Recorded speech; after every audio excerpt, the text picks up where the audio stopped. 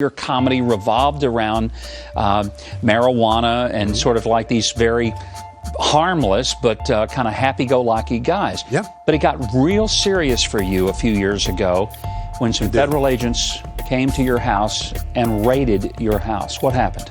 They were looking for bongs. I didn't know what they were looking for at the time. And because my son and I had a bong business, a glass business. Now, explain bongs to those of us water uninitiated who don't know anything about it whatsoever. A bong is a Vietnamese word for water pipe. Okay. That's all it is. It's just a water pipe. Or a hookah pipe, hookahs. But anyway, we were licensed by the state of California. The business was totally legitimate. And we were shipping bongs to different parts of the United States. And there was one state that we weren't allowed to ship to, which was Pennsylvania.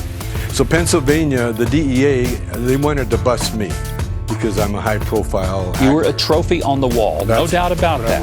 Yeah, that's what I was. And so they set up this phony head shop. And then they tried, and there's a documentary out called AKA Tommy Chong, which shows the feds trying to entrap me into sending the bongs to them in Pennsylvania. We wouldn't do it.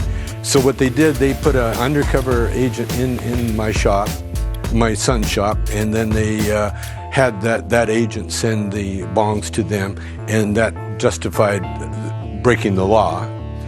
And then they came and raided my house February 23rd, 5 o'clock in the morning. What year was this? 03. 03. Now, they didn't just come knock on the door and say, Mr. Chong, you need to go with us. No. This was like a full-scale, guns-drawn whole thing. The whole SWAT team.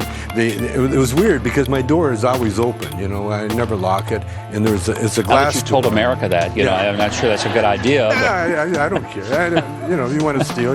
Well, yeah. You really are that person in the movies. Yeah. I live in a very exclusive neighborhood, so we're protected. Yeah. And so I saw them. I went downstairs, in my little jockey shorts, and I looked out and I saw all these guys milling around. And at first, they looked like trick-or-treaters, with the mask and the guns, looked like little kids dressed up for Halloween. Then I looked closer, and they're cops. And I thought, well, maybe somebody had escaped, and they're going from door to door. I had all these things go through my head. And so I opened the door, and they come busting in, and they said, they wouldn't tell me why they were busting me. I asked them, and they said, we'll tell you soon enough. And they just went right through the house and started taking computers out of my house, and then. That must have been incredibly frightening. Yeah, my wife came downstairs. She goes, "What's going on?" I said, and I was kind of laughing because it was weird, I said, I don't know. It looks like they're doing a movie. It felt like a movie. And then the head guy goes, "It's not a movie," Oh, okay. What is it? And he says, "We'll tell you soon enough." So they ended up charging you with what, drug paraphernalia, not drug use, but paraphernalia, the selling of it? What it was, they found pot in my house. Big deal, Tommy Chong, And then the local cops were there, but the local cops looked at the pot and just walked out. They wouldn't have anything to do with it. And so we got talking, find out, what they wanted. They wanted me, wanted to bust me. They found out that I didn't own the company. So legally, they had nothing to charge me with. But then they told me, through my lawyer, that if I didn't plead guilty, they would go after my son and they would go after my wife. And this is the United States government, telling you that. So you had to make a choice. I had to make a choice. And you pled guilty. I pled guilty. And then they also hinted that, if everything was okay, I wouldn't do time. I'd do house arrest. No one had ever done time for bongs, Yeah. And so I said, okay. So I pled guilty, and then I did community work, try to make myself look, kind of cool about it. But they wanted you in prison. They wanted me.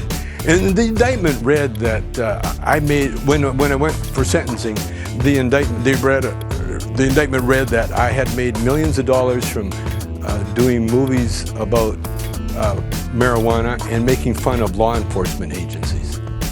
That was part of the charge. But it's not a crime to make fun. I mean, I thought that. Hey, look, Tommy, you and I don't agree on the whole idea of using marijuana. Yes. Okay, just so you know, I think that's probably not a big surprise to you. You didn't say that when we were smoking it backstage. That wasn't me. You were so stoned you didn't know that was someone else. It was not me. We definitely are going to take a break right now. I promise you that.